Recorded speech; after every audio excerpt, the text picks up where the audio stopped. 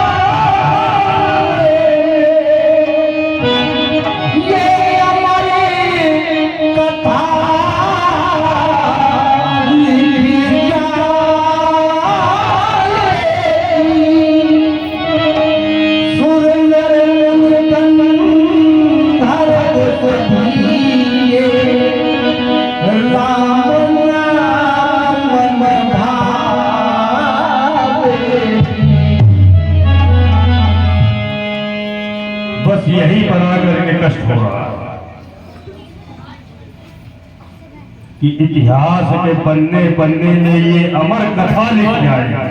आवाज आ रही है? अभी अभी बताया आपने कि रचनाकार रावण को थोड़ा कम करा दे। नींव का ईंट रावण, आवाज बगड़ा और जब लिखा जाए तो फिर रामचरित, ये कहाँ का न्याय? लोग नींव की ईंट नहीं कहते, जब कहे ना कि भवन बहुत सुंदर है तो यही तो प्रश्न का विषय है। ये तो हम जानते हैं, वो भवन जानता है हमें मजबूती कहाँ से मिल रही है। लेकिन लोग जब देखेंगे, ये संसार जब भी देखेगा तो यही कहेगा ये भवन बहुत सुंदर बना है। नाम भवन का होगा, बुनियाद की ईंट को कोई नहीं देखेगा। संसार वासियों की ओर से रावण के प्रति अन्याय, तो जब संसार रावण से के प्रति अन्याय करेगा तो रावण कौन तो उनके आगे उतारेगा। फिर रावण भी वही करेगा, क्योंकि एक सिद्धांत है कि शठम प्रतिशठम और साधरम प्रतिसाधरम, जो जैसा व्यवहार करे उसके साथ अगर श्रद्धा हो, संपन्नता हो तो फिर 11 के स्थान पर 101 करो।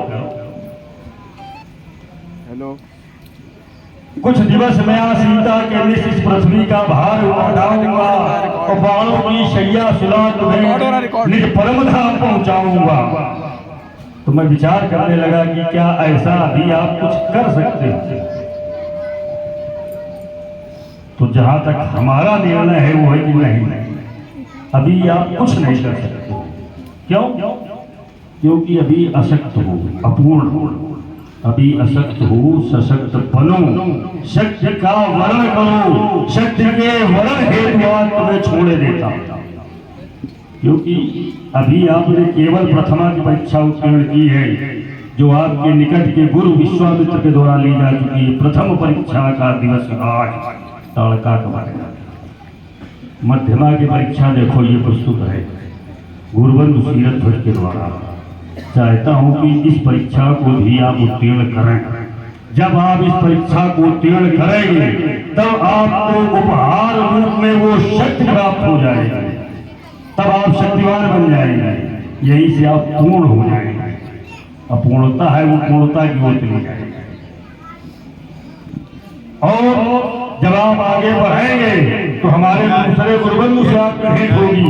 वो आपकी शास्त्री की परीक्षा लेगा, देखेगा कितने शस्त्र और कितने शास्त्रों में पारंगत हो चुके। वो आपकी शास्त्री की परीक्षा लेगा। उस परीक्षा को भी जब आप उत्तीर्ण करेंगे तब आपको वो अलौकिक दिव्य शक्ति प्राप्त हो जाएगी। दोनों शक्तियों को लेकर के आचार्य की परीक्षा देने के लिए तुम्हें लंका आना ही होगा। क्यों आना होगा?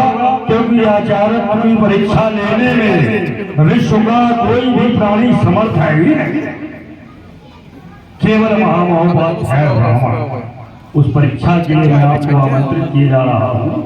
हे राम, निमंत्रण देता हूँ, सीधे गढ़ लंक चले आना, फिर 10 मुख की मोक्ष पिटारी को हे धर्म धुरी साथ लाना, छल से बल से निज मुक्ति को छीन ले जाऊंगा, तो बन बन भटकाए तुम्हें धाहन खूब रुलाऊंगा। सीता पुत्री वंश राम तुम सफलीभूत करा देना, तुम वैठार के बाद विमानन पर अपने धाम पठा देना। लेकिन एक निवेदन और है साथ में कि हमारे और आपके बीच में जो ये वार्ता हो रही, जो ये भाव प्रस्तुत हो रहे हैं, ये केवल आप जानो या हम जाने, तीसरा न जाने। नहीं तो सब लोग कह देंगे मिली भगत है, दूरा कुश्ती है। नहीं, मैं समझ रहा हूँ कि आप निमंत्रण दे रहे हैं। निमंत्रण शब्द तो बहुत अच्छा है। हाँ। और जब विचार करता हूँ ये निमंत्रण किस बात के लिए दिया जा रहा है, तो आपने बताया कि डाहन खूब रोने का निमंत्रण है, ऐसा ही है ना? हाँ, यही है। तो मैं आपसे ये भी कह रहा हूँ कि आपको बुलाने की आवश्यकता नहीं पड़ेगी। अगर आप हमें निमंत्रण दे रहे हैं रुलाने के लिए, तो हमारा भी कहना है श्री रावण जी, लंकेश मुक्तिका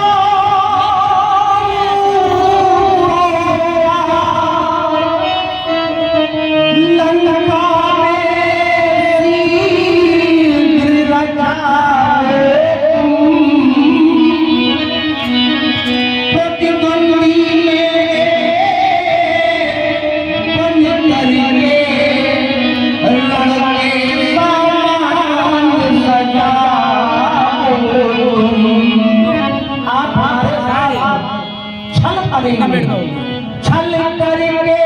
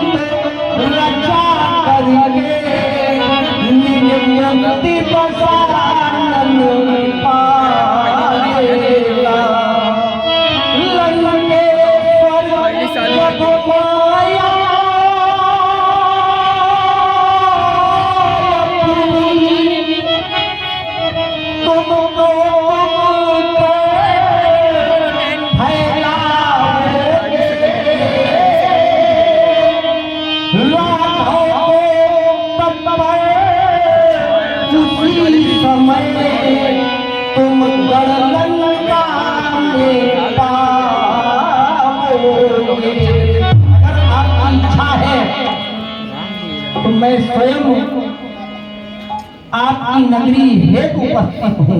बस मैं यही चाहता हूँ कि आपके कर कमरों में चढ़ा हुआ धनुष हो और हमारे हाथों में ये नगरी चंद्रहास, वही हमारी औलाद की भेंट हो।